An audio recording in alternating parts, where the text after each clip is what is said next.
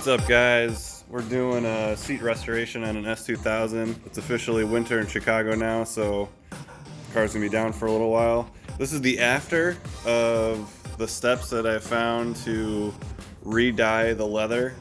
It was in pretty rough shape, especially a lot of the cracks, and I'll put a picture up of the before so you guys can see the difference, but under $100 for everything. SeatDoctors.com had the dye. SeatDoctors.com had the crack filler, but I went with like some cheap eBay stuff. So I'll show you the steps as to what we got going on. Here's the driver's side. I've already breezed through putting the crack filler on this, but step one was to moisturize the leather with Rejuvenator by Leatherique. If you're gonna do anything and not even dye it, this stuff is really awesome. I put about 3 coats total on it. You can put it on with your bare hands. Basically, you let it sit there for about a half an hour, and if it soaks in, it gets dry, you put on more. So I put about 3 coats, especially on this stuff that's like cracked down below. The main reason you want to use this Rejuvenator is when the leather is more like supple and moisturized, it'll take in the dye a lot better. Or at least that's what the internet said.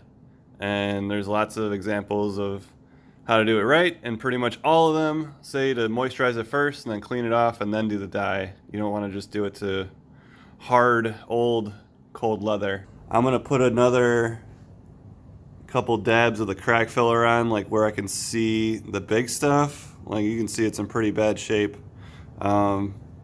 This all right here was split. This side was split.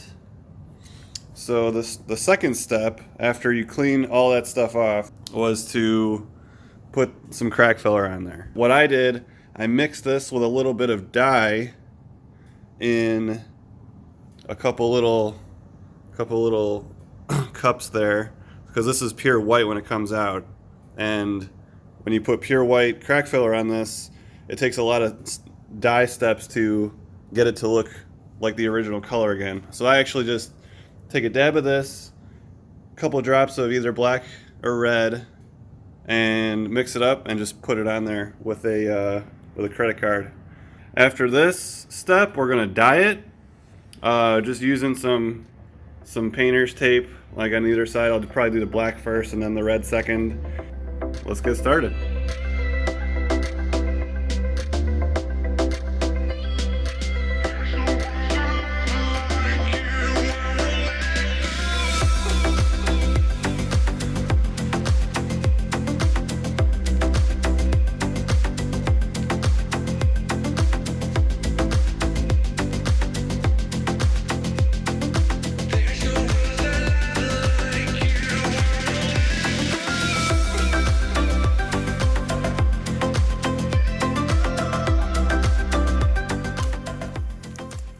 Take any like old credit card, like paper, plastic, doesn't really matter, and just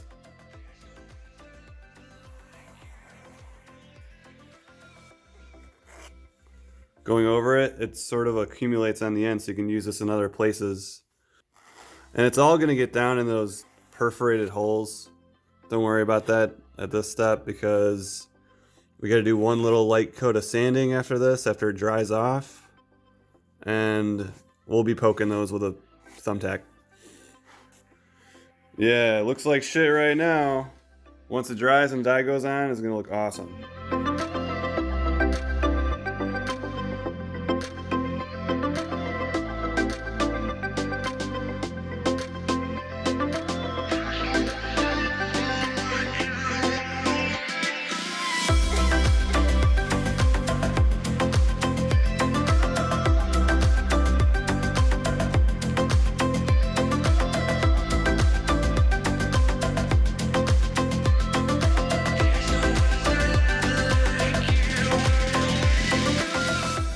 Just trying to work really fast with this dye stuff.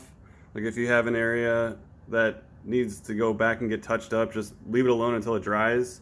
If you mess with it too much, it'll start to like pool up on the top and look really bad. So I'll show you guys what happens when you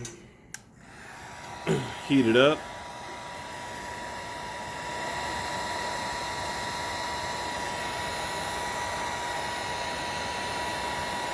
See, there's a run right there, but we'll get it on the next pass. See right there, we didn't use enough crack filler, but I think it's fine, honestly.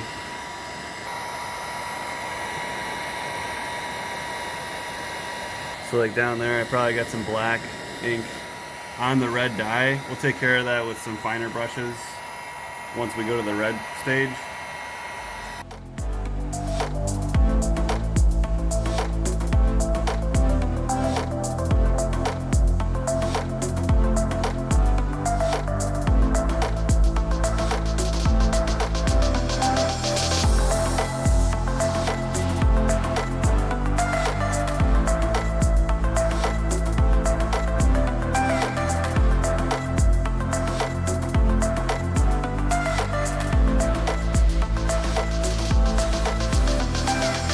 Second coat of black is on and it is already looking a lot better.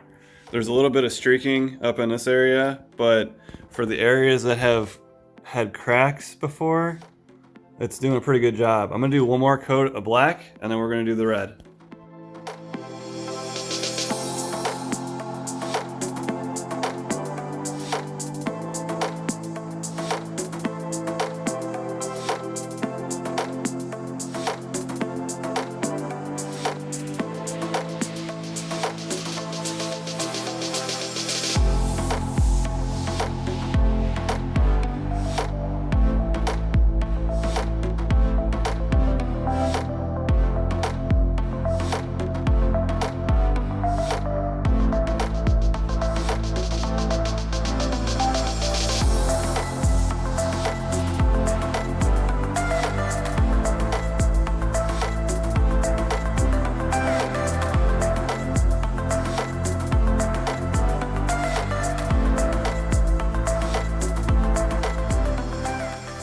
These two seats are basically done.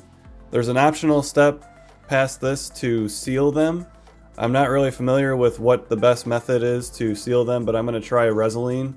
But these, according to seat doctors, are done as long as they have ample drying time before sitting in them. So 2 days, 3 days should be good. It's pretty cold here, so I'm going to give it even longer. Hopefully this helps somebody, and thanks for watching.